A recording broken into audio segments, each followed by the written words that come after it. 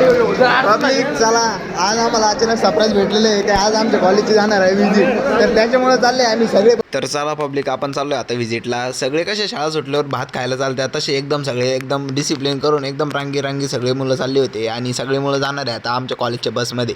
आणि कॉलेजच्या बसमध्ये गेलो तुम्हाला माहिती दंगा होता सर थोडा. तिकिटाचे पैसे सुट्टे पैसे काढून ठेवा. हा, एखाद्याची नोट गेली परत एखाद्याची नोट गेली तर पुन्हा वापस भेटणार नाही.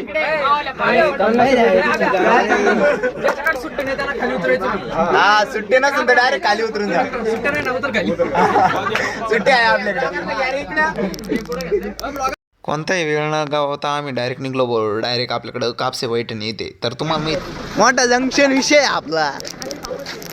तर आले झालं आहे आमचं बापूचं दर्शन. आणि गेलं म्हणजे कसं आहे, आम्हाला पहिल्यांदा चालेल म्हणून जरा एक्साइटिंग जास्त होती. तर त्याच्यामुळे सगळे मुलं फोटो वगैरे काढत होते. आणि फोटो वगैरे काढायच्या नंतर डायरेक्ट गेलो फाउंडेशनमध्ये. आणि फाउंडेशनमध्ये काय झालं ते सांग.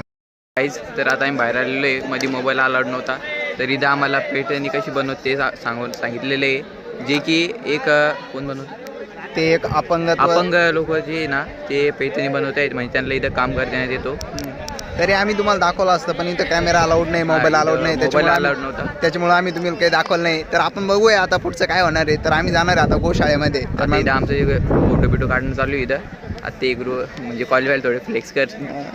आम्ही बघायचं तुम्हाला. हे बघा पब्लिक, सगळे कॉलेज मुलं सगळे फोटो वगैरे काढताय, फोटोशूट चालू आहे. तर आपण भेटणार डायरेक्ट गोशाळेमध्ये. तर पब्लिक लाईक आणि फॉलो नक्की करा. तर चला पब्लिक, कोणताही वेळ न गावता डायरेक्ट आपण जाऊया गोशाळेमध्ये. आणि तुम्हाला माहिती का, इथं असंख्य जातीच्या म्हणजे गिर गाई इथं जास्त उपलब्ध आहे. आणि तुम्हाला माहिती आहे, जास्त गाय असल्यावर तुम्ही म्हणत असाल यांचं शेण वगैरे काय, तर यांच्याकडे ती पण प्रोसेस केली जाते. म्हणजे शेणापासून ते वेगवेगळे वस्तू तयार करतात. म्हणजे आपले गणपती, दिवे, किंवा तुम्हाला माहिती आहे आता जे फ्लिपकार्ट, ॲमेझॉनवर विकले जाणारे म्हणजे हा गवऱ्यासुद्धा इथं स्वतः ते मशीन तयार केले जाते. आपल्याला जे ऑनलाईन जे गवऱ्या वगैरे भेटते ना, तर ते इथूनच बनवून पुढं सप्लाय होत असतात. तर मग इथं बऱ्याच गायी असल्यामुळं आपण प्रत्येक ठिकाणी चक्कर मारत होतो. आणि तुम्हाला माहिती एक्साइटमेंट काय असते ती. सर्व काय बघून झालेलं आहे गाईज. आता गोशाळा वगैरे सगळं झालं आहे. आणि याच्यानंतर आता पुढचं काय प्लॅन आहे आता ते आम्हाला पण माहीत नाही. कॉलेजला जायचं राहणार शेवटी, कारण टाईम झालेला आहे. तर अजून काही प्लॅन चेंज असला. भूक लागलेली आता जोराची. मेसचा टाईम झालेला आहे जेवायचा.